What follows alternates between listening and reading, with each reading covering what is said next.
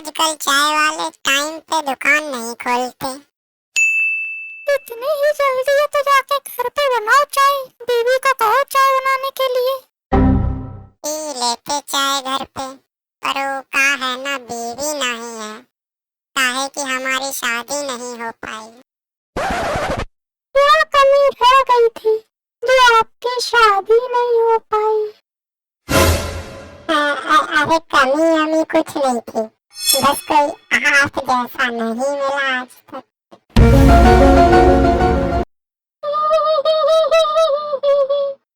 और बताओ अपने बारे में, घर पे कौन कौन रहता है? हमारे घर पे एक पति है, बच्चा है और मम्मी पापा है बस, और मैं हूँ। पति? ये दुनिया, ये औरत मेरे कान